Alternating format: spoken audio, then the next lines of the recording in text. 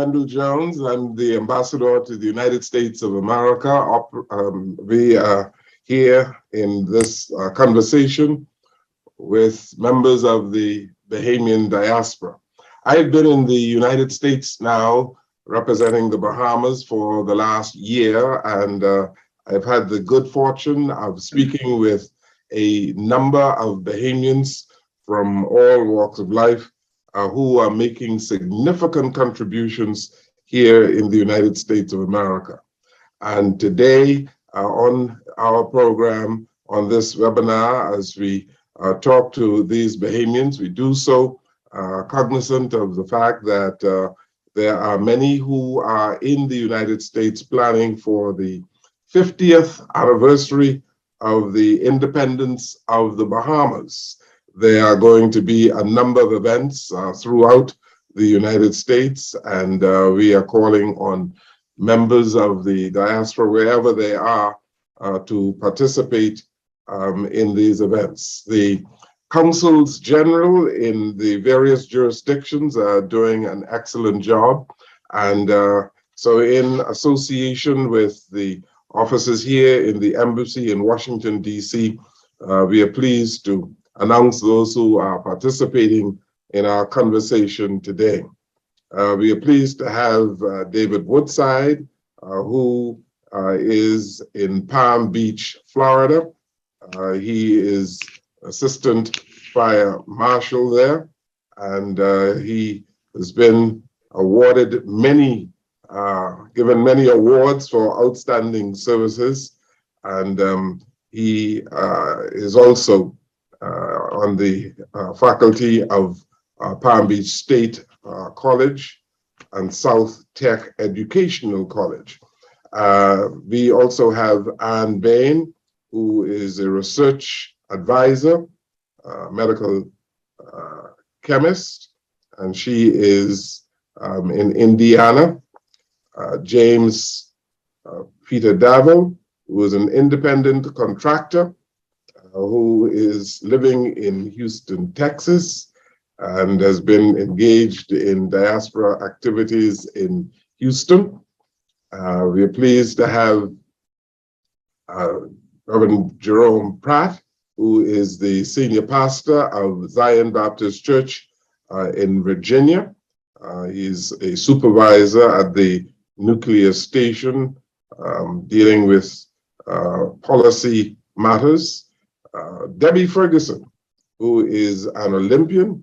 She is assistant coach, and she is coaching sprints and track and field at the University of Kentucky. We have Carlisle Mott, who is a principal financial planner with Carlisle Mott Financial in Texas.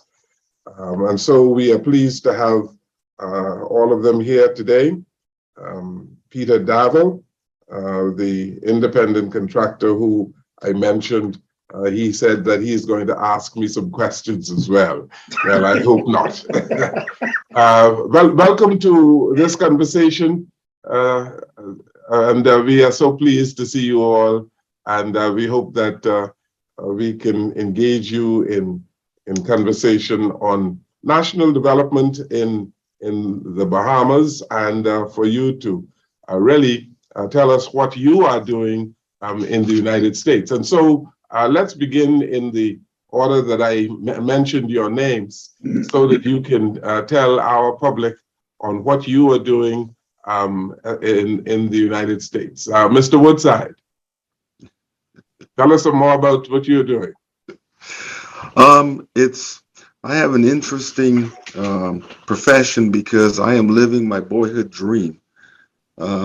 As a young high schooler going to St. Augustine's College, there was this new television program called Emergency that depicted LA County paramedics Roy Gage and Roy DeSoto, Johnny Gage, and I wanted to be one of those guys.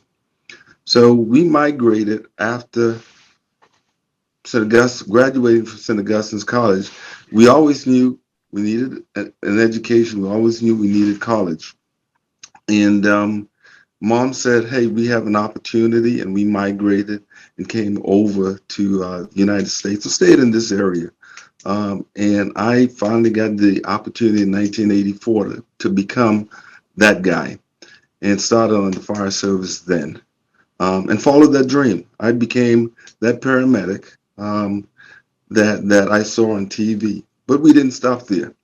Um, we continued on where we did get the degrees, we did get the recognition, we did get the accolades, if you will, where we were credentialed as chief fire officer, executive fire officer, fire marshal, and hence moving up the chain of command and ladder here.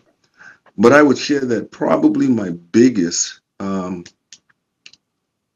event related to home, and probably my most successful one, is back in the early 90s, and I'm going to tell you 92, 93, where we did the first EMT program in Nassau in conjunction with Doctors Hospital. And I had a friend of mine, he's from St. Lucia, and we took turns weekends going over to Nassau. We'd fly over on a Friday night. We taught class Friday all day, Saturday, half a day, Sunday, and then flew back. And I will admit at this juncture, statute of limitation has ran out, that we snuck in the equipment that we needed to train individuals to get up to that EMT standard. Otherwise, we'd be in a whole bunch of trouble and probably still trying to get it done. But anyway, the success of that group was that they flew over, they came over to the United States under the South Tech umbrella, because that's what we did the class under. And they were all certified as emergency medical technicians at the end of it. So it increased that level of professionalism and service that we had in Nassau in the Bahamas. So that was my most significant give back. And I tell you, I'm proud of that today.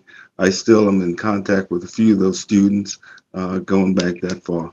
And now looking back, there are a number of ambulance services in Nassau, and they have that higher level of training. Very good. I'm glad to hear that you've given back that way to your country, the Bahamas. And I say that without reservation. And Bain, Dr. Bain, you have done extremely well in Indiana. Tell us some more about yourself. Thank you. Definitely very new to Indiana. So I moved here last summer, so summer 2022. Right now I work at Eli Lilly and Company as a medicinal small molecule therapeutic chemist. So my day-to-day job is developing small molecules of interest for different therapeutic areas, right? So drug making in a small molecule sense. I finished my degrees because I've been in school all my life. I started school at age 3. Also graduated from SAC 2013. Then I went to COB for a year to do, my major was biology, minor in chemistry.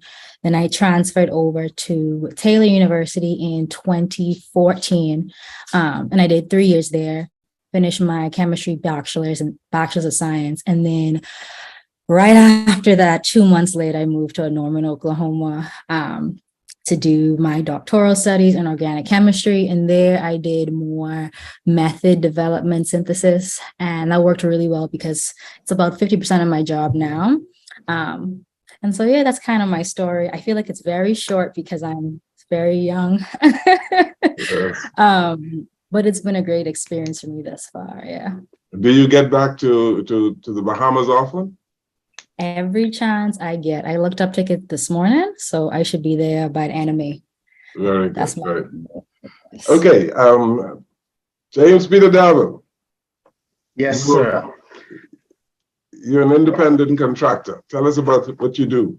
Oh, well, let me start from where I begin from where I started. I started at CIBC Bank in Freeport. Then I moved to Atlanta back in 1975.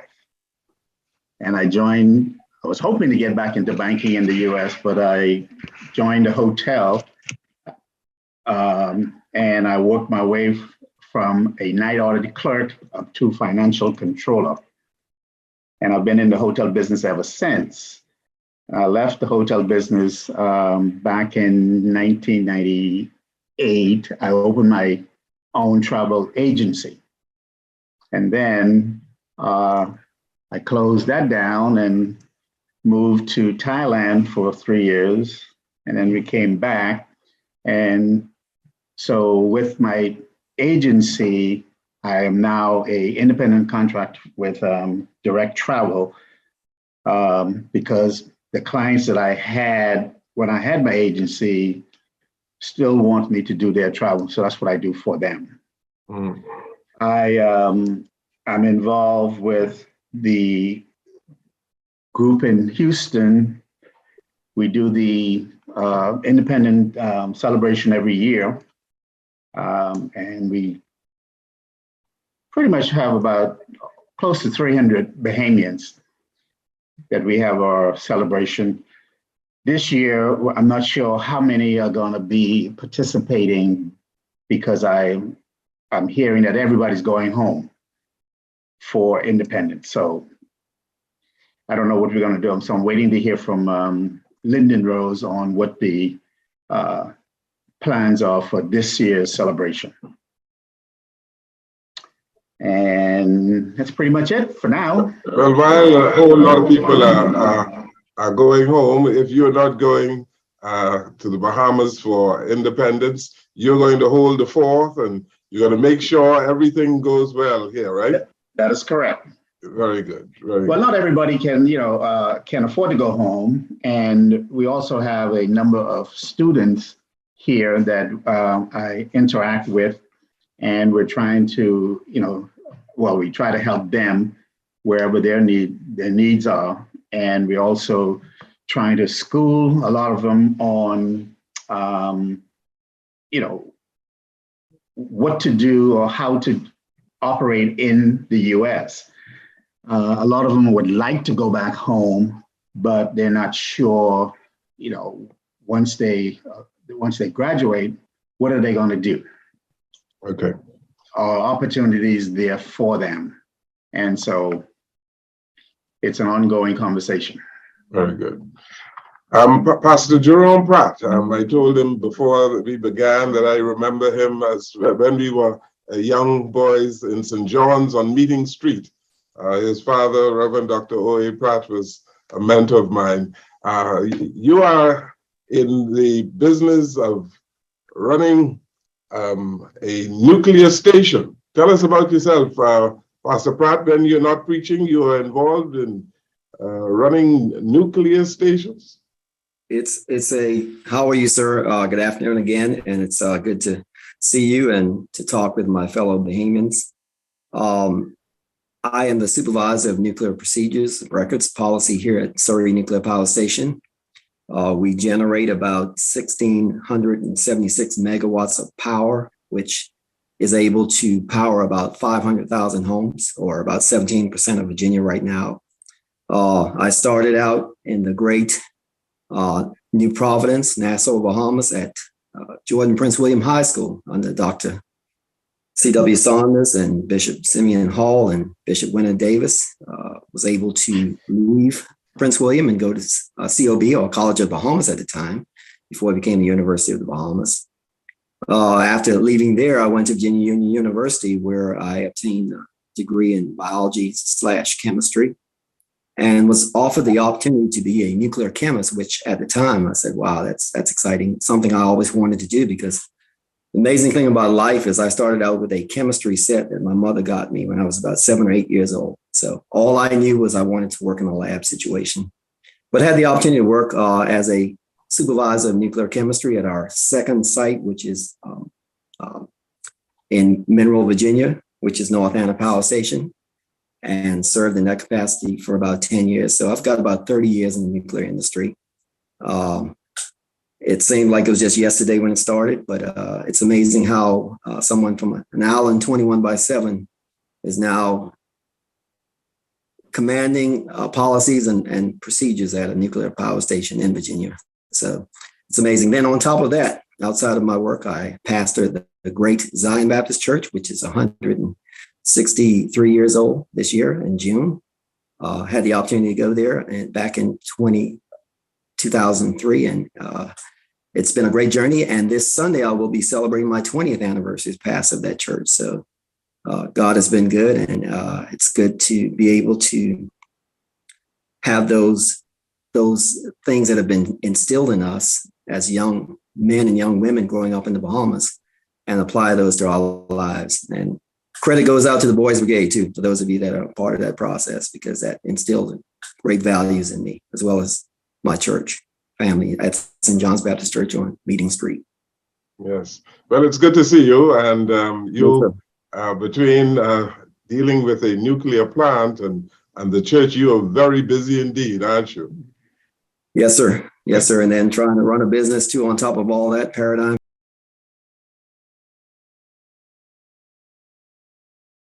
Excellence. So it's amazing how we do these things, but only by the grace of God.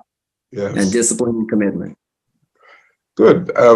Debbie Ferguson McKenzie, your name is a household name in the Bahamas, and it's good to see you.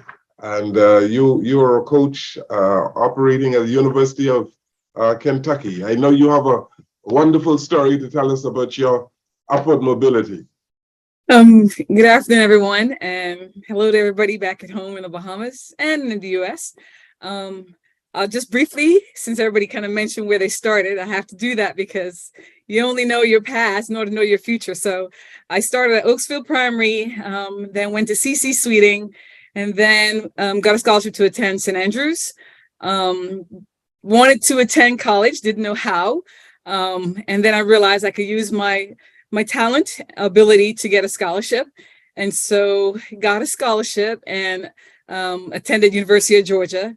I'm so proud of Dr. Bain and also Pastor Pratt, because I got a degree in biology, so my Bachelor of Science. But when I graduated, I realized, okay, not sure if I could afford to go to med school or vet school. And so I fell in love with coaching and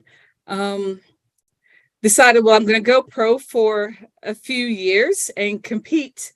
Competed for a while. Okay. Fast forward from that, and volunteered at Miami for like 8 years, volunteered with a professional group for another 8 years, and got my first opportunity to be able to become a coach at the University of Southern Miss in Hattiesburg, Mississippi. At the time, a lot of people said, why are you going to Mississippi? And I said, why not? I like to go where I'm needed. And so that's where I started. The good Lord have it, I didn't mind staying and living in Hattiesburg, but after a year at Hattiesburg, I got hired at the University of Houston. And so I was in Houston, Texas. It was really nice being in Houston because I got a lot of the food that I missed from home, and was able to purchase a lot of stuff that you could purchase at home. And so spent 4 years at University of Houston, and then got hired in 2018 here at the University of Kentucky by Coach Lonnie Green, who's also a Bahamian. And I'm honored to be here. As I said, the rest is history. Very good. Good to see you. Let's go to Mr. Mott Carlisle. Mott, tell us about your sojourn. Good afternoon, everybody, and thank you, sir. I'm glad to be here. And just a sidebar, Jeremy Pratt, I don't know, I might know you. Marker Tate Post. I did Boys Brigade at St. John's also. So we may have to align or realign offline. But yeah, I've been married for 30 years with 3 adult children. I put emphasis on adult, which means that they're getting off the payroll. Woohoo! And a little bit about my background. I went to primary school at C.W. Sawyer, attended St. Anne's, class of 86. Then from there, I attended COB, where I did my associates in electrical technology. While I was doing that, I worked in the maintenance department at Wyndham Cable Beach at the time. And then I came over to Texas in 1989 to UT Arlington. Then from UT Arlington, I transferred to UT Dallas, where I received my electrical engineering degree, my bachelor's in electrical engineering. So while at UT Dallas in my junior year, I started a co-op intern at Texas Instruments.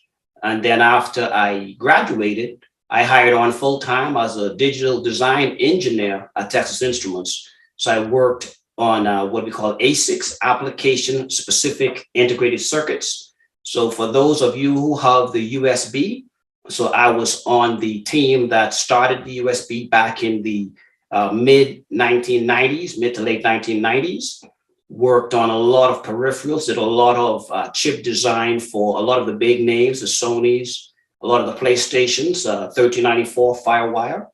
And then in 2006, I pulled the plug on Texas Instruments because I've always said that at the age of 40, I wanted to be working for myself. Unfortunately, by the grace of God, at the age of 36, I left Texas Instruments and I studied and became a financial advisor. That was in 2007. That all happened right in time for the big stock market crash of 2008. Perfect timing. And then in 2012, I started my own firm, Carlisle Mott Financial.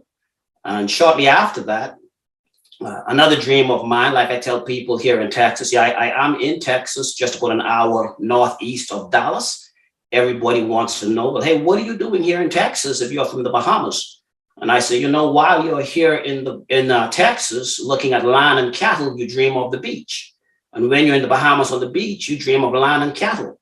So shortly after starting my own firm, I started a cattle business. So right now I raise organic grass-fed beef master cows, and my company or my LLC is Mott Cattle Company. Right along with that, community service has always been in the center of everything I do. And in 2019, my wife and I, with a handful of Bahamians here in the Dallas area, we started a nonprofit organization called Igniting Our Nation Bahamas. We are registered in the state of Texas, and we have all of our licenses and registrations with the IRS. After in 2019, we were right in time for Hurricane Dorian, and we were able to send approximately $500,000 worth of medical supplies to the Rand Memorial in Grand Bahama. We were able to send a 53-foot container consisting of those medical supplies, as well as water, baby products, feminine products, a host of items into Grand Bahama. So at the same time, over the past few years, we've helped some of the local farms in Nassau. There's one farm in the Pinewood Community Farm. We were able to provide them with a certain amount of loads of topsoil just to get them a little above sea level. They were saying that every time it rains, the farm was flooded. So now we were able to help them with that. We had another farm that raises chickens. We were able to provide them with an incubator that can hatch out, 172 eggs at one time. At the same time, every year we give out 5 scholarships to students attending college throughout the world. There's no restrictions as to which college. We just ask that you are going to a higher level education. And this year, in recognition of the 50th anniversary, we will be giving out 4 $2,000 scholarships, and we will give 1 $5,000 scholarship in recognition of the 50th anniversary. As Igniting Our Nation Bahamas expands and attract more donors, we plan to increase both the size and amount of our scholarships. Our board is 100% volunteers, so we have very little overhead, and just about every dollar donated to the nonprofit organization is forwarded on to its allocated bucket. So that's me in a nutshell. I going 90 to nothing most days, and it's a lot of fun as a financial advisor. I take care of my clients from their retirement planning, college students planning, if they're planning to purchase a house, planning to purchase a vehicle, whatever their needs are. I work heavily with stocks, bonds, mutual funds, unit investment trust, all different types of investment vehicles. So that's pretty much me in a nutshell. Well, that's quite a nutshell, Mr. Mott. It's good to hear that you're doing well and making the contributions that you're making in our national development in the Bahamas and giving back, really. I think most Bahamians would tell you how grateful they are, especially what you did in the aftermath of Hurricane Dorian.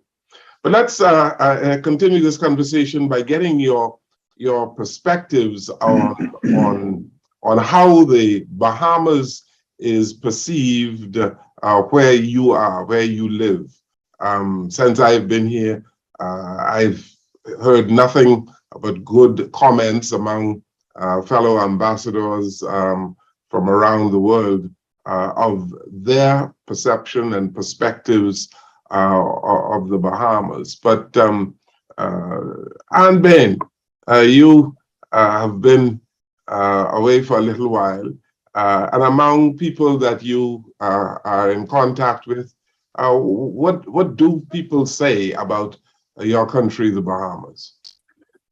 Great question. I definitely think most Americans think very, very positively the Bahamas. I think because of like Carnival Cruise Lines and Virgin Cruise Lines, most people say, "Oh, the Bahamas! I've been there before. I've been there, Nassau, or the Bimini Islands." So it's definitely not unheard of, right? Many people know where I'm from. They can tell me about the straw market and how the water was so beautiful. And it's definitely looked at as a vacation destination. Nothing but positive comments, honestly. I don't think the Bahamas is known as anything other than a tourist spot, which is something that I think, shows like this can highlight, Bahamians in different capacities, not just tourism and hospitality. But I think overall, it's a very positive experience when you say I'm from the Bahamas and someone's excited to say, "Oh, I know exactly what you're talking about." So, yes. And Mr. Davel, I believe that in your capacity as a travel specialist, you've been driving business to the Bahamas, eh? Yes, and I get all different questions and complaints. Overall, it's positive. Some of the complaints I get, how expensive it is. Also, they're concerned. I just had a call actually not too long ago. My dentist asked, he goes pretty much every year, but his concern now is, and I guess on the internet you hear about the crime. And so I have to show him that, everything is fine. Mm-hmm. But you get the questions, is it safe? I had one the other day, wanted to know, can they walk from Paradise Island to downtown? And I said, yes, you can. It'll take you about 30, maybe 35 minutes, or you can take the ferry boat. So for me, I have to give them ease that everything is okay. I was home in December, and my concern is how, and maybe a lot of tourists will not see this, but I was just amazed at how congested it is to drive in Nassau. It just seems like, I don't know. But if we're gonna promote the Bahamas as a tourist spot, and it seems like that's like 70%, I think, of our business, we should do more to make it safer, but also cleaner. As I drove around, I've never seen so many old cars parked, look like they've been abandoned, and so things like that, if they, the government would clean it up, and I'm sure that they can do it to make it more attractive. And so, and then also, we have all the cruise ships that goes into Nassau. They're only there for the day. I don't know if there's any that stays overnight. And so I hope, or I wish somebody would ask, can they make it an overnight stay to give the tourists sometimes a better experience, as opposed to just that short period of time and they only can visit downtown Bay Street. Okay. Well, there are a number of things that must be worked on, I'm sure. I tell people all the time that we are a nation in progress, and we have a number of islands that we are developing. And sometimes we look at New Providence as being the Bahamas, but it's just a small island, and we have to talk about developing the archipelago of the Bahamas and how I believe many of the islands are developing very nicely. But let's get some other perspectives of what people are saying. Debbie Ferguson, let's hear from you. Among people who you come in contact with. Well, for the most part, being in Lexington, I think it's a little bit different. I get a mixture of both, where, you know, a lot of them tell me it's my dream to one day visit the Bahamas, and some, they say, well, I've been to Exuma or I've been to Nassau. And so, you know, I'll always encourage the ones who said, look, that's the place to be. When you get there, don't worry about time. And it's like going to, you know, a family member. That's just how Bahamians are in period. So there's been several people who actually have visited since I've been here, and I'm hoping even more. I said it's always better when I'm there because I get to take you around and to see the Paradise Island, but also over the hill, you know, the out east or the out west. So definitely, I think trying to get more Lexingtonians to be able to be aware of, you know, and visit the Bahamas. You know, I've said on several programs that growth is one thing and development is the next, and I'd like to get perspectives from you on how you view the development of the Bahamas, whether it's economic, social development, or otherwise. Pastor Pratt? Yes, sir. So from the aspect of the Bahamas, I've been an ambassador from the aspect of sending as many people as I can to vacation, to see, to spend time from a religious aspect, churches, conventions. That has been my goal, to have individuals experience what I consider to be paradise on earth. Yes, there are some challenges that we have to deal with. Even recently, the last time I was home, I can see that. But, you know, as a nation, we're still developing. And we have to continue to keep our trust, I believe, and primary focus on God, and making sure that we continue to be that nation that lifts up and promotes God from that aspect. From a fraternity standpoint, I've had many of my fraternity brothers to show up, Masonic brothers. All of them have had great experiences, but it does not mean that, you know, word of mouth is one thing, but we have to continue to promote. And yes, I have seen some commercials advertising the Bahamas, but I think we can do a little bit more from an advertisement standpoint to reach certain areas that maybe be lacking right now. And the internet, of course, is always a great means, but just a commercial advertisement would help, I think, as well. Mm-hmm. How are we developing, Mr. Mott? From my standpoint, I think that from the development standpoint, there's quite a bit that we can push into. Being a financial advisor as well as a farmer, I like to look at the agricultural side of it. I'd like to see us, and I understand that we now have an individual who is really pushing forward into the farming aspect, the agricultural aspect. I would really like to see a whole lot more developing there. Back in 2018, I took a trip into Andros to Bamsey, and a beautiful setup. And I think their running at the time was on 100 acres, but I think they were only utilizing about 10 acres.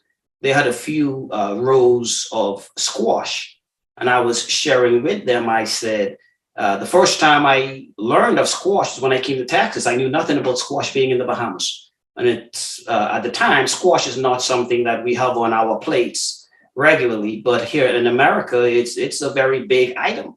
So I was sharing with them. I said, hey, you can go ahead and plant probably about 10 acres of squash. They grow fast. They're easy to deal with. And that's right there can be a very big export opportunity right there into Florida. So from an agricultural standpoint, there is a lot we can do. There's a lot we can branch off into. We have the land for it. We have the resources for it. And, with our proximity to the United States, there's so much that we can export, back onto agriculture. I go into the local grocery store, and when I go to pick up an avocado, there's these little itty bitty things that probably is this size. And I tell my wife, I'm like, man, I'm used to what we call them a pear, a big thing. And they grow readily. I remember as a kid, we had a tree right in the backyard. They grow readily in the Bahamas year round. So there's so much we can do and export to the United States. Back to your previous question, piggybacking some of the other panelists, a lot of my friends, they go down and they love the Bahamas, but the big complaint is the cost. And I expressed to them that, well, the cost is there because just about everything is imported. And you go into the grocery stores and you look, and we're importing these little itty bitty pears, avocados. And it boggles my mind. Why are we importing avocados from Mexico when we can grow those great big old avocados?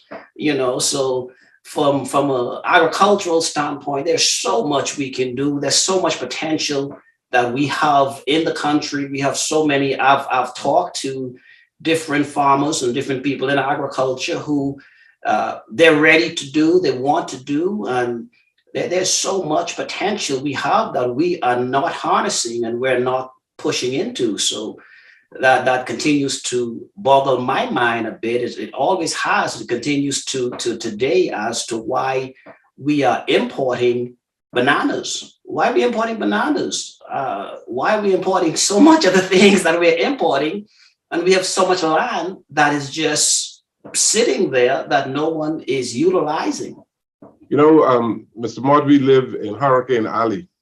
And, many of the farmers will tell you that they've been discouraged by the destruction of so many farms over the last 10 years or so due to these vicious hurricanes that have been passing through the Bahamas.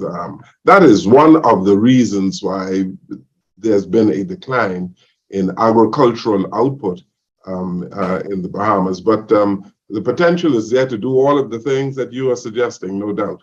And we have to continue encouraging farmers to persevere and to, despite the climatic conditions, climate change, to be involved in agricultural pursuits. But Mr. Woodside, how are we growing and developing in the Bahamas from your perspective?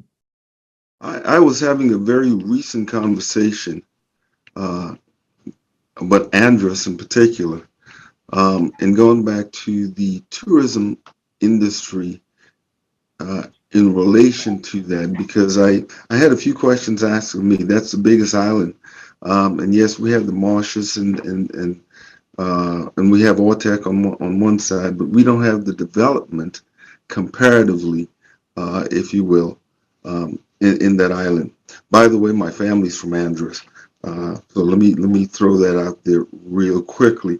But the question came up because someone was trying to buy property in this side because they wanted to go and spend more time in the Bahamas. So they're an American, where they wanted the rest and relaxation, but didn't want the hustle and bustle of Nassau.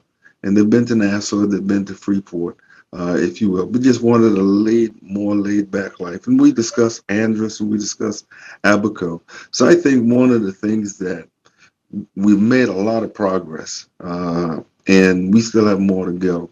But if we can develop more rest and relaxation, slower pace opportunities on our family islands, I think we have a great opportunity in front of us for the future.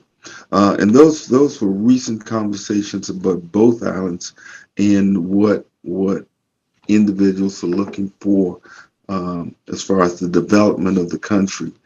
Going back to the first question, if you will, the perspective is high, the perspective is positive, the perspective is good. From this area, and we're close to the Bahamas, but here locally, we have enough Bahamians where at different events, and I'm going to tell you, non-Bahamian events, there's junkanoo, and individuals enjoy the junkanoo. Individuals enjoy the crack conch, if you will, and like the Bahamian getting together and what they bring to those local events from a cultural perspective. So the look of the and pride of the Bahamas is there. The perspective of individuals seeing it is there, and individuals enjoy it tremendously. The whole Bahamian culture. And we just got to continue to work to develop small segments at a time so that we can add to it where we can expand not just in Nassau, but I think develop more of the outer islands for long term. Well, that's it. You know, as we talk about the 50th anniversary of the Bahamas, we can say over the last 50 years that we have educated a whole lot of people who are making significant contributions around the world. They have many Bahamians have become global citizens, and I just want you to ponder what some Bahamians ask all the time, and they ask the question: why is Debbie Ferguson choose to stay in the United States, or why is Pastor Pratt pastoring in Virginia? Why is Mr. Mott in Texas? And the list goes on and on. Why is Mr. Davil operating his business out of Texas? And perhaps you can give the answer to Bahamians who want to know why this country, the United States, held you so long. Let's begin with Debbie Ferguson. Okay, so as far as for myself, I retired in 2013, and ultimately, honestly, I wanted to stay home. My mom is there, my husband is there, and so I went home and was trying to figure out how can I contribute now that I've retired. What can I do? And honestly, my asking wasn't that huge. I didn't care. I just wanted to be home, and unfortunately, I couldn't find a job. And so it just went where 2 weeks after I literally was looking, the coach at Southern Miss literally texted me and said, you know, we're looking for a coach. And so I was like, wow, this just has to be God. And I was like, that was it. I decided, well, if I can't get a job at home, I will go ahead and go to Mississippi and start my coaching career. And that's how it all started. Nothing against being at home. It's always, you know, a place of peace for me and returning to all that. But that's what started my journey here in the U.S. Okay, Pastor Pratt. I believe God has a purpose and a plan for each and every one of us, and our destiny is already lined out. But as Ms. Ferguson stated, you never forget your roots, and you always provide a means of support. You know, I'm in daily contact with some of my brothers of Alpha Phi Alpha Fraternity Incorporated in the Bahamas, Brother Ricardo DeVoe and others. and providing means of ways of support on how we can help develop and maintain the Bahamas. So while I may not physically be there, I am attached, and I am constantly praying for my family members that are back home. You never forget where you come from. And that has always been my strong point, that, I came from a place of a strong religious upbringing, which is still there. And I came from a place where family was a priority, which is still there. And as Ms. Ferguson has alluded to, we end up having kids and we get developed, and we end up in industry, and we continue our lives, and but we never forget where we come from. Mm-hmm. Dr. Bain?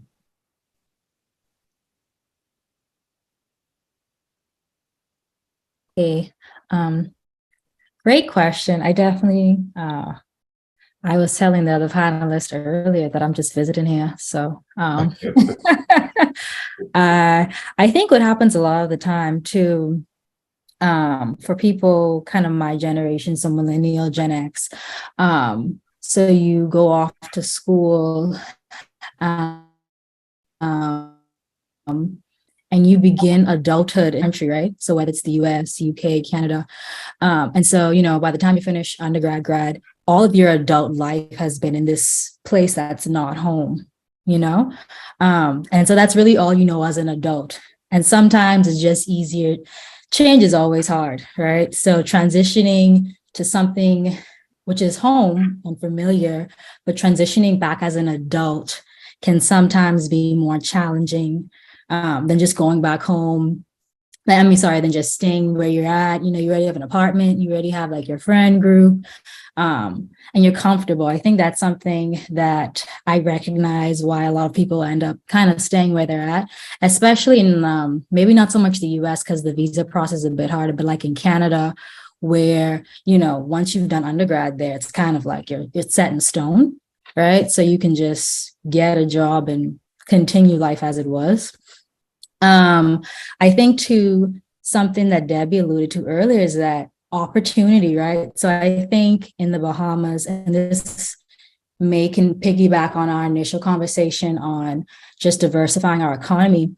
In the Bahamas, the majority of jobs are tourism based, or maybe at a financial institution, or maybe or in the medical profession as well. So I am a great example, right? So the training that I have, a great example, actually, a personal example. So I want to be home more than anything. And I remember I was like a third or fourth year in my program, and my mom came to visit me, and I brought her to my lab. And I was like, yeah, Mom, this is what I was doing, I was setting little stuff up. And she was just like, wow, this is crazy. I don't know what you were doing, Nassau. And I was like, yeah, I don't know either, but this is what I'm doing. And so for me, at least, that my training was so specific that if I wanted to go home, and so my job right now is exactly what I did in grad school, except that plus more, right? And so my training works really well for like the industry that I'm in right now. The Bahamas doesn't have those types of industries in place, right? And so I can definitely go home and start that. Or, which is easier for me right now, I can just transition to start my career where it's already established, where all I can do is just kind of learn, as opposed to if I go back to Nassau right now, I would definitely have to kind of carve that out for myself. It wouldn't be something that I could easily just walk into, Mm-hmm. And I feel like a lot of Bahamians who didn't take maybe like a finance degree or become an MD or hospitality feel like, it's really hard to find something where they're paid adequately and where they can find longevity in a career in the Bahamas, especially if you want to be like, I want to be in Nassau or I want to be at this particular island, right? So I think that's a big challenge that we're not addressing. Okay. Mr. Mott, let's talk about the pace of growth, because sometimes people decide that they would live outside the Bahamas because the pace of growth and development might be a little too slow. Is that your thinking? Pretty much, you're hitting the nail on the head. You know, when I came to Texas back in 1998, there was no plan on staying here long term. It was get in, get my degree, get out. You know, even when I met my now wife at the time, I informed her, hey, I'm not staying here. So, you know, move accordingly. And when we got married, we had a plan to spend 5 years at one country and then spend 5 years at another country. It just so happened we spent our first 5 years in Texas. And at the end of that, when we went home to do our second 5 years, just like Ms. Debbie said, I went into the Ministry of Works. And now understand, I'm 5 years as a design engineer. You go into Ministry of Works and they're telling you that at the time that they might be able to pay you $30,000 a year. Now I'm coming home with a wife, with a kid, with nothing. I'm starting from scratch and I'm being offered maybe $30,000 a year. So that's the numbers just does not work. And to piggyback with Mr. Pratt, you know, home is our first love. Even though we are here, there's so much we still do to work with back home. Right now, we have started, we're in the process of building a home in Cat Island. We've spent 1 week in Cat Island where we did Vacation Bible School in Bennett's Harbor. We had, each day we had about 50 kids from the settlement who came, where we went and we picked up kids from Orange Creek all the way down to Thurston Hill. You know, and we spent a week with those kids. We had a blast, and we culminated the week where we took them all down into the south, and we took them to Como Hill, and we took them all the way to Devil's Point. We took them all over the island because we know my mom's from Cat Island. And it saddened me when I spoke with her that when I went to Cat Island as an adult, I think in 2016, and I took her to Devil's Point, that was her very first time being at Devil's Point, being that far in the south. So I said, well, kids in the north don't get to the south, and kids in the south don't get to the north. So we took the kids all over the island. So we do a lot in the Bahamas. We give back a lot, and with the nonprofit organization we started, Igniting Our Nation Bahamas, we do a lot. But the big hurdle for myself and a lot of Bahamians graduating college and excited to return home is just the pay scale, the opportunities. Again, with Dr. Bain saying you're so specific in what you're doing, you have to remember at the time, my plan and what I was working on was application specific integrated circuits. There's nowhere in the Bahamas I can design a chip, you know, so it made it to where as much as I wanted to be home with all my heart, there was no, financially, it was impossible. Well, I get that. And there are many professions that in many professions, people say that the opportunities are just not available for them in the Bahamas, because if you are a nuclear physicist, there's no space for you in the Bahamas. Isn't that right, Dr. Pratt?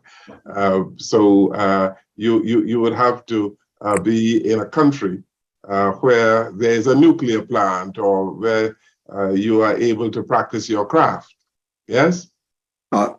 So what I would like to propose is one day they may evaluate. We have small modular reactors that are being developed now that are not on the scale of a nuclear power plant that I work at, but can still produce enough electricity to power thousands of homes. And it's a safer model. It's something that is portable. So the Bahamian government may want to take a look at small modular reactors instead of just oil and gas. Okay. Let's talk a little bit about our social development. You know, we can run out of time here because I'd like to engage you on a variety of issues. Mr. David, I begin this segment with you as we talk about our social development, how we are developing from your perspective as a people. a nation is made up of people, and we're talking about the character of a people. Let's talk a little bit about our social development and how we are developing as a people. Well, my concern is we have about 80,000 kids, from 0 to 14 right now, that I'm concerned about what's their future. I think what's happening right now is a lot of, due to the internet, a lot of information is out there that the kids are following. And I think from back home and based on the way I was brought up, they've lost the respect for elders. And I think that's why we're in the situation that we're in now back home with some of the issues that are going on. But I'm concerned about what the government is doing to help the kids. You have students who are looking for jobs. The unemployment rate is high, 12%. The pay scale is low. I think the pay scale, I guess they call it the work pay should be $500. I think right now it's like $250 or $260 a week. And minimum wage you're talking about? Yes, but also I think they look at it as how much they paid a week. Okay. And I think right now it's like maybe $260 a week is the average or the norm. And I think it should be raised. And so we have a lot of things that are going on that when I go home or when I talk to my family, I'm concerned about their development as far as how they're doing things. They're surviving.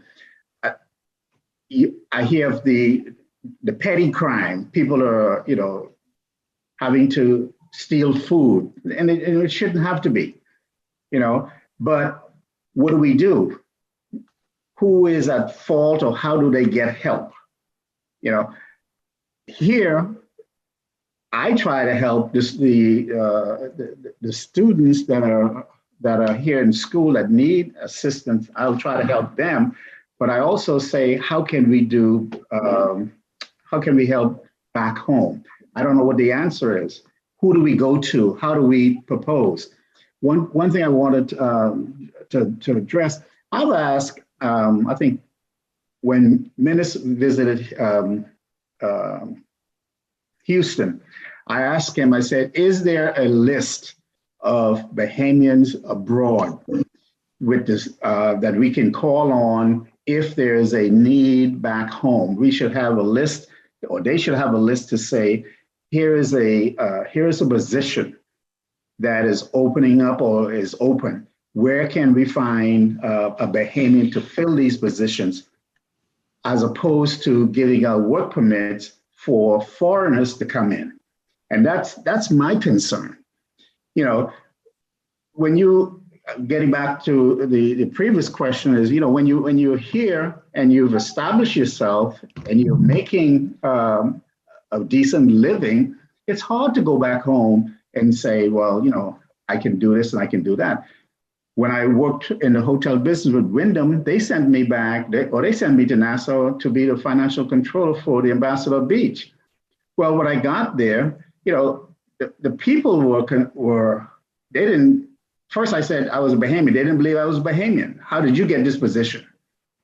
And then I tried to teach them or train them to prepare themselves for higher positions, because working in the hotel business or in that position, they would work in one position for 20 years and doing the same thing.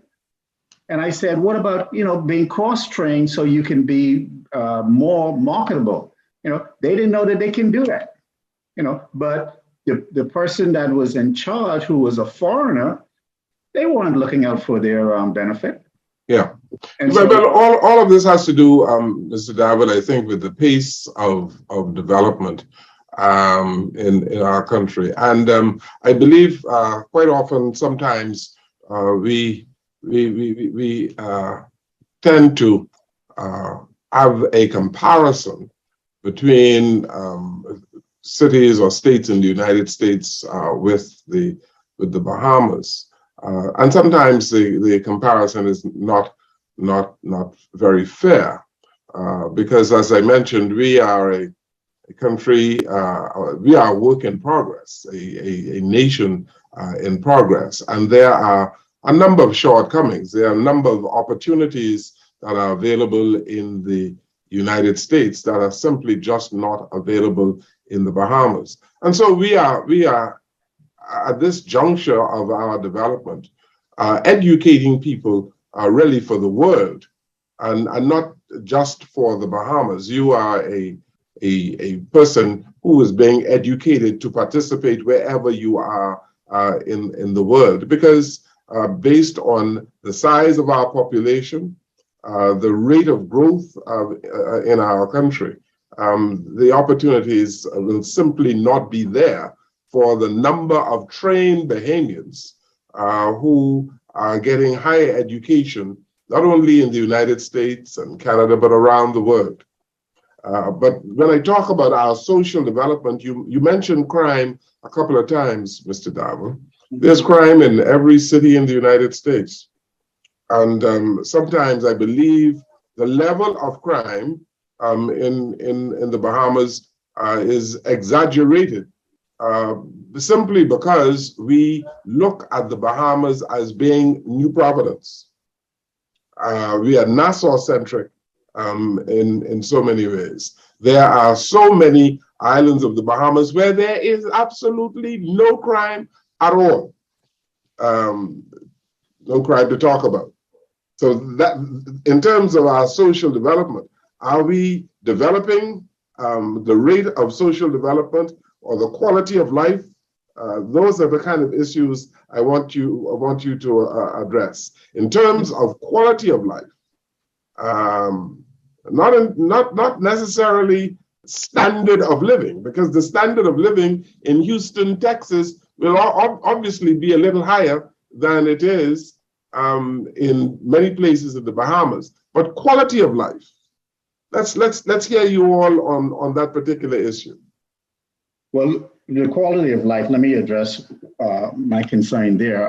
I just lost my sister and a niece, and that was primarily because of the lack of health care that was being offered to them at the hospital. And I've heard so many different stories about, people checking into Princess Margaret Hospital and not checking out. That happens all over the world. Yeah. I mean, we don't know what the reason is, and I don't want to be too defensive of the Princess Margaret Hospital, right? But I tell you that in terms of quality of doctors, in terms of the trained professionals, there are many physicians in the United States who question sometimes why Bahamians would come to some places in the United States when there's a cadre of well-qualified, well-trained physicians in the Bahamas.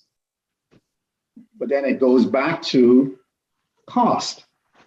You can go to Princess Margaret Hospital for treatment, and if you're lucky, you'll be there for 2-3 days before you get someone to see you.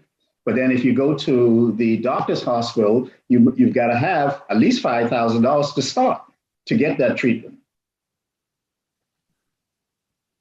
Yes. Yes. So, it's.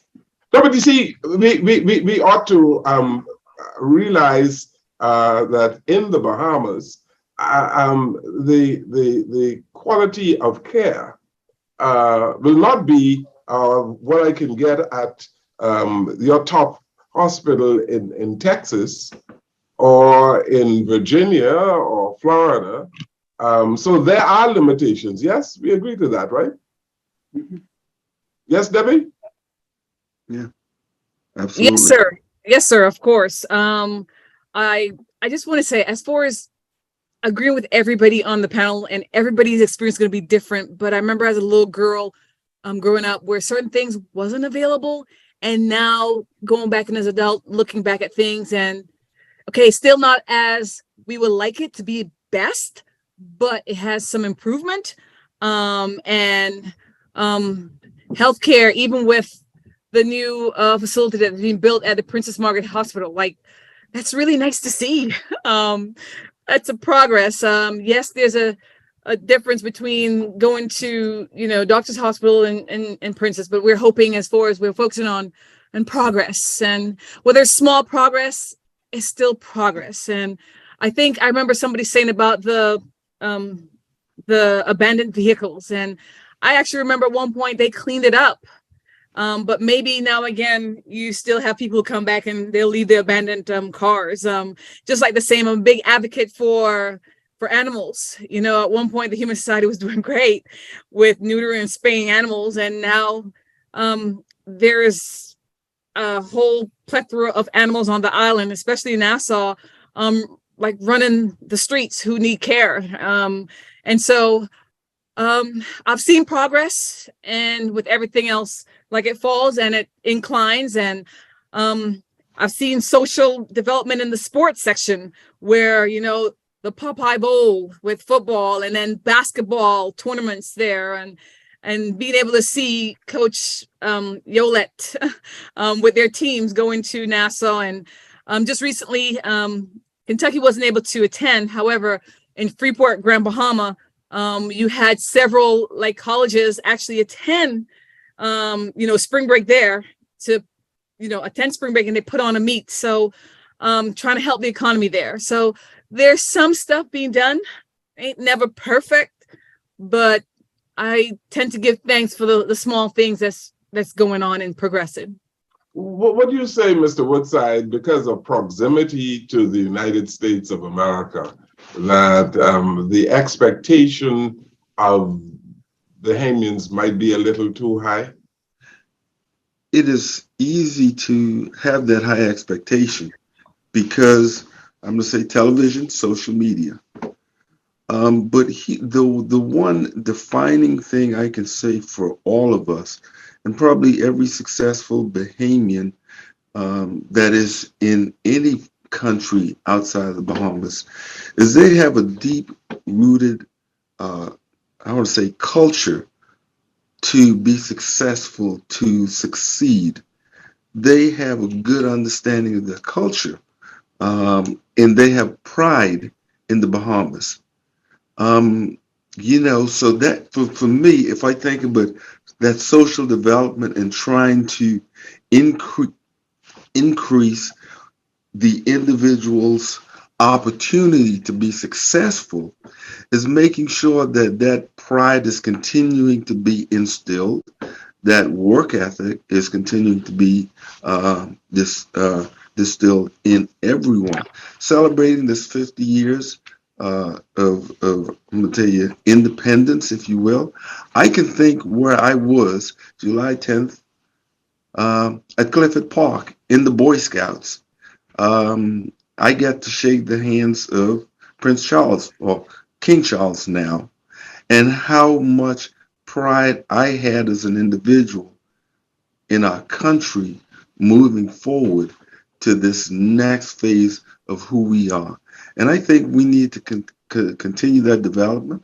Debbie, I saw those banners for the teams going to Freeport last week because I was in Nassau, and it filled me with pride. Okay, yes, we have those 6 teams coming, and we need to make sure our youth continue to see that, to understand that, and that they can achieve and be successful. And we'll have the necessary social development if we keep that focus on them. And I wish I could say, yeah, get rid of trying to be like an American, trying to be like a Canadian, but trying to be like a Bahamian. Because even when I went home, and everyone's different, they'd be absolutely right. I want to count salad, count fritters, crack count, peas and rice, macaroni and cheese, and I want to go to fish fry every day to hang out with my people. I didn't get to the Junkanoo. but it was timing. But that's what will keep us solid. That's what will keep us moving forward. If we keep that type of development and pride in our country and nation, where we want to be those people, that people every day. Interesting points you raised, Mr. Woodside, and I just wonder whether we are doing the kind of job that we ought to be doing as a nation to imbue a sense of nationalism in our youth. You talked about where you were on July 10th, 1973. I was a young reporter back then, and we have seen the level of progress that our country has made over the 50 years. But there's something called cultural imperialism, and the extent to which young, impressionable Bahamians understand what it means to be Bahamian. And because, again, of our proximity to the United States, we are importing a whole lot of habits, good and bad. And as one of our former politicians said in one of his writings, that we have seen the coarsening of our society, especially among young men. The question is, how do we do this? How do we imbue a sense of nationalism and keep the Bahamian identity with our people? Because all of you here, whether you're in Indiana or Virginia or Texas or Florida, you are still very much Bahamian. And I know that there's no place like home. Isn't that right? How do we keep this, Mr. Mott, this Bahamian identity strong among our youth? I'm sorry, I was still muted. As a few of the panelists have expressed, and I saw the change coming in as a teenager with the big rain-catching satellite dishes. You all remember those? And we had as a kid, I remember having the Christian Council. The Christian Council would screen what movies came at the theaters, and they would screen out a whole lot of the I guess, socially non-qualified movies and items. But with the introduction of the satellite dish, the cable TVs, that just pretty much pulled the fangs out of the Christian Council, pulled the teeth of the Christian Council, where nothing was the gate was busted wide open. So that right there is a challenge where individuals could now sit in the comfort of their own living rooms and be exposed to whatever madness is out there in the world.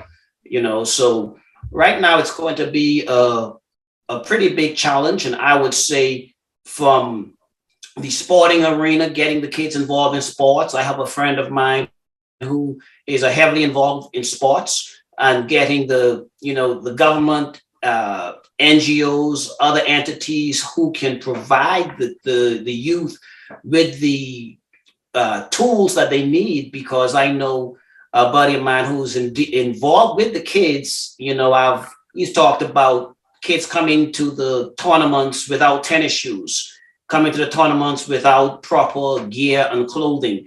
So all of these things, once we can help provide those things, will bring the kids together. And I think that the synergy that they will get from that, and a big part of what I talk about all the time, is exposure.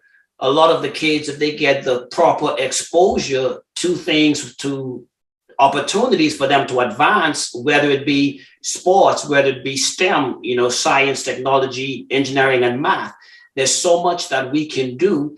And a part of that will feed into our culture, because now the kids would be focusing on positives as opposed to the bunch of garbage that they grab off of the TV screen and off of the satellite dishes. So I guess cable now, I'm starting to date myself talking about satellite dishes. But that's what I would say is getting the kids involved. As Mr. Pratt talked about Boys Brigade, I know that every week, we went to Boys Brigade. At Boys Brigade, we were taught, we were taught Bible, but we were also taught about the Bahamas and what, the national symbols, the flag, the fish, the flower, a lot of these things. A lot of the youth growing up now, they're just so caught up in Hollywood that that's what they're chasing. And once we can bring the kids, zone them in on the positives. As I stated before, my family and I, we went to Cat Island. We spent a week with the kids doing Vacation Bible School, having the time to sit down and talk to the kids. And the young teenage men, they were all excited about getting a Honda because all the big drug dealers, I guess, were getting Hondas, and just talking with them and stepping them through. So if more, and we lean heavily on government, but then not just government, we all have a part to play, because when we look at government is just a representation of the people. So when we start labeling the issues in government, we're just labeling the issues of the population. And if we can collectively say, to be a little cliche-ish, I believe the children are the future. Teach them well and let them lead the way. And so much of the teaching I see has been lost and left behind. So many of the adults who should be in a teaching role are not. So many of the programs that should be there for the youth are not. So the kids with the emptiness and the blindness, they do shift over to the Hollywood. They do shift over to the movies and thinking that we can do what they're doing in the movies. We can live lives of the Hollywood rock stars, all of these reality TV shows that are, just impractical and unrealistic. So that's what I would say is, as a nation, if we can say offer more opportunities for our youth for things to do, taking them different places, doing different things, and not leaving the country, but within the island itself. As I said, when we came, we took the kids from the north and took them to the south, where they've never been and never seen, and there's so many of the other islands that we can take kids. Back in September, October, I had my kids down in Exuma. We went from Barry Tari all the way to Santa Ana, and we went from point to point. And again, same thing there. There are kids up in Barry Tari. Probably the farthest they might have been is to Georgetown, and they haven't been past Georgetown.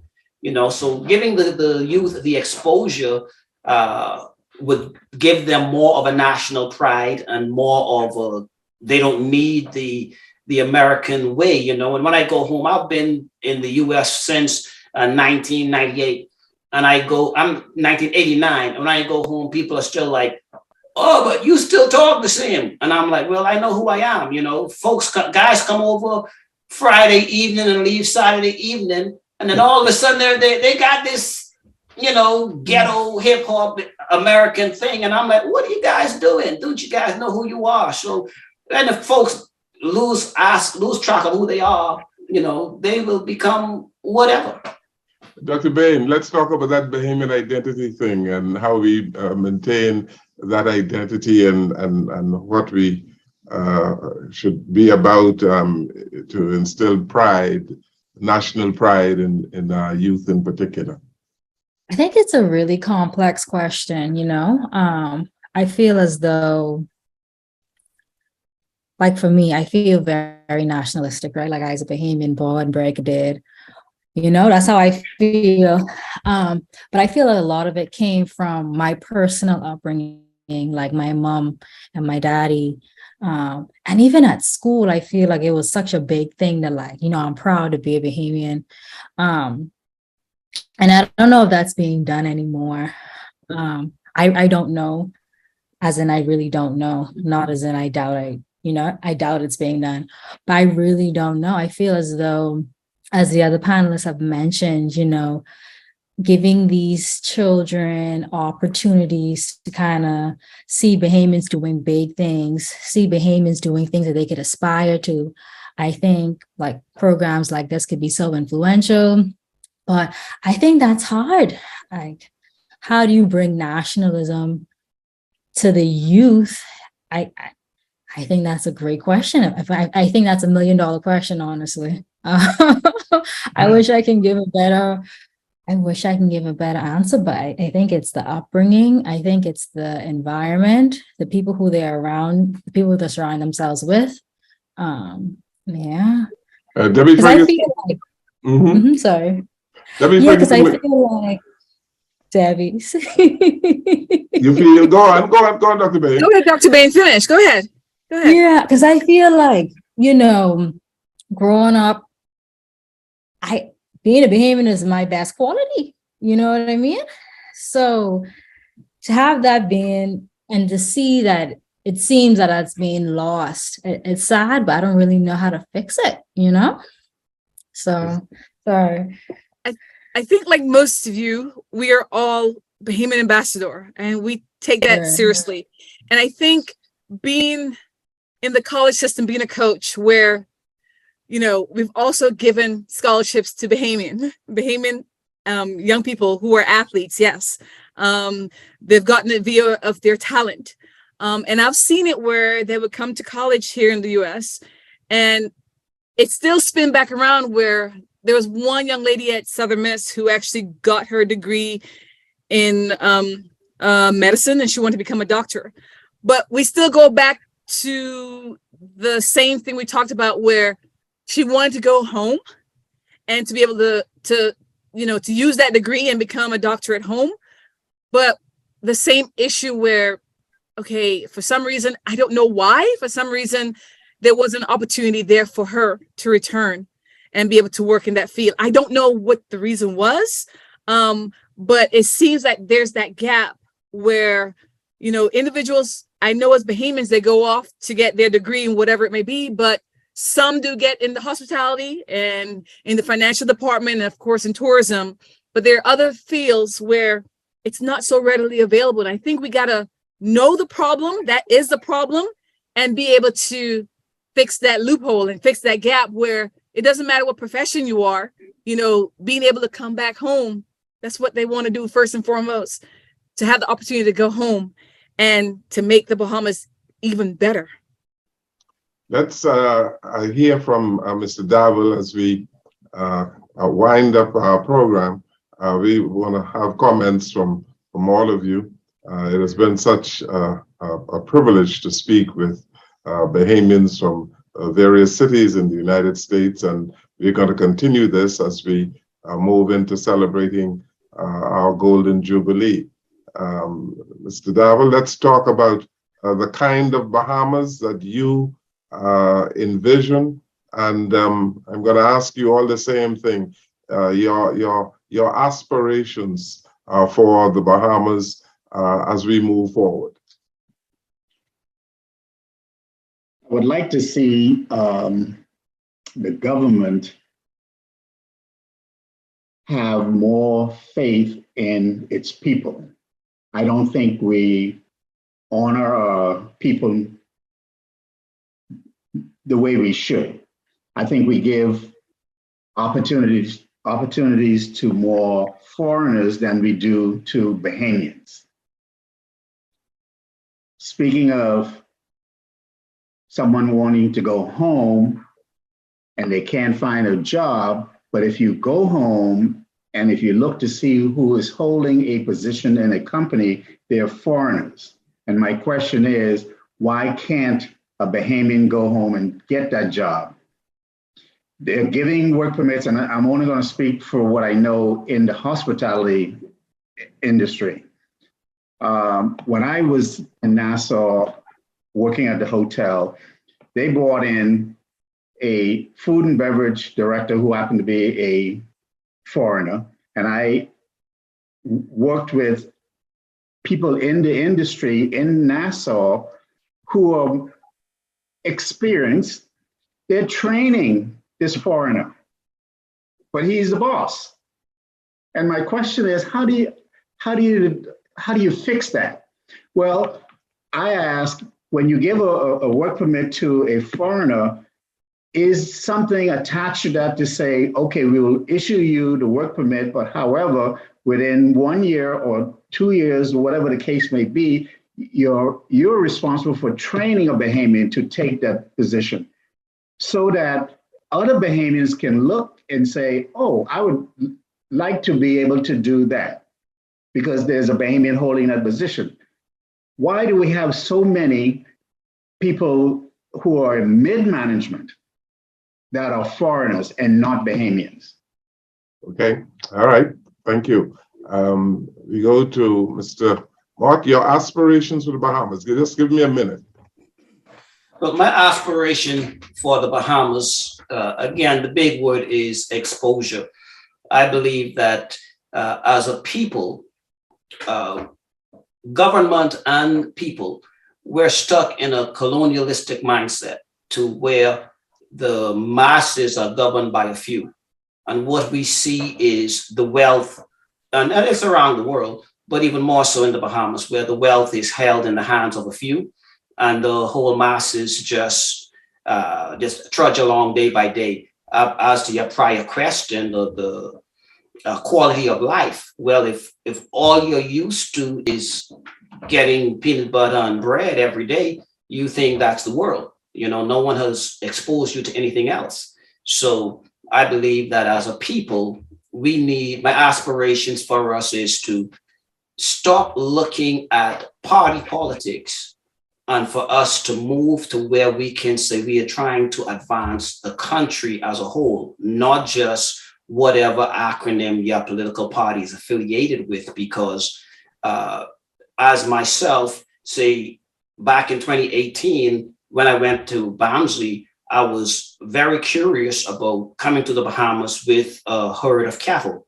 and it did not work. And now I'm getting the phone calls, but my concern is, okay, we do this thing, and in 5 years, government change, then now I'm left holding the bag. So we can shift from party politics and take care of the country. More and more Bahamians can say, well, hey, I can invest into the country because I know that in 5 years, my business is not subjected to the new party. Thank you, Mr. Woodside. Well, I'm going to say I have a few words in 30 seconds or less. Yes. And I'm going to talk about opportunity and development where, as Mr. Mott said earlier, where we are more self-sustaining across different industries, where we're not depending, as we've been looking at, tourism. And then, again, taking advantages of opportunities, and as opportunities come about, that we can be better, more efficient in the Bahamas as a country for the greater good of all individuals. And then clean it up. Real simple. I was walking downtown, and I'll share this story real quick, where last week, small plastic bag, where I'm picking up stuff and putting it in a plastic bag as I was walking around town because I didn't like it. So yeah, we need to clean up our islands. All right, I have 30 seconds for each of the ladies, and then another 30 seconds for Pastor Pratt. So let's begin with Dr. Bain. Your aspirations for the Bahamas moving forward. Definitely a diversified economy. I think that would attract and maintain a lot of the Bahamian population. 10 seconds, so. Okay. Maybe Ferguson, Mackenzie. I agree with Dr. Bain as far as, bring some diversification, of course, not just tourism, and expand as far as Mr. Mott said, if we can with the agriculture, et cetera, et cetera. But I think everything is going to go through education. I still have a relationship with my grade 6 teacher. She was one of the best, Miss Sherilyn Anderson. And I think, she was one of those where she taught. There's a professor now at Harvard University, and he came from Oaksville Primary. He's actually an economics professor at Harvard. And we just got to get back. Everything is through education and trying to figure out, if I see him becoming a professor at Harvard, that means I can do that, but not just in the US, but also becoming a professor in the Bahamas. I just want to say I think it was last year, November, at Breezers, and I sat and I saw a nurse and maybe some doctors, and I asked them where they were from. And they said they're actually from Cuba, and they were actually here working, in the Bahamas. And I think if our kids don't see those, there's some who are Bahamians who are doctors, but need more kids to see that, and see the different, job or career that they can actually do and dream and become. If they don't see it or they're not close to it, and I'm talking about the average Bahamian, then they won't be able to dream and go after it. So hopefully we could get to that point. And very good. Very good. Thank you. Dr. Pratt, we give you the last word. Yes, sir. I can't even take my text in 30 seconds, but I started at Shell Bahamas Limited, working there as a junior accountant when I was at College of the Bahamas. And that was a great opportunity because I was exposed to something that I had not seen. So exposure is definitely the key. We have to be intentional in our actions too. I know we have a lot of discussions and we talk about things, but we need to take action, have action items and due dates and who is going to do what by when. So my motto is also always be intentional and make sure you make every action count. So the Bahamas will have to be greater with their innovation. Advancements, looking at data centers, looking at investments, looking at agriculture as we talked about, but definitely don't forget fisheries. That's a great thing that we sometimes forget about. So there are ways that we can, but exposure to the kids, give them the opportunity to see what can be done, see who's doing what, spend some time with those that are in power, and we can make a better Bahamas. Thank you. I thank you all very much. Better in the Bahamas, sir. Sorry. Thank you. Thank you for participating in this webinar today. It has been my pleasure to speak with you, and we are going to continue these webinars as we move into the 50th anniversary of our great country, the Commonwealth of the Bahamas. Thank you so very much.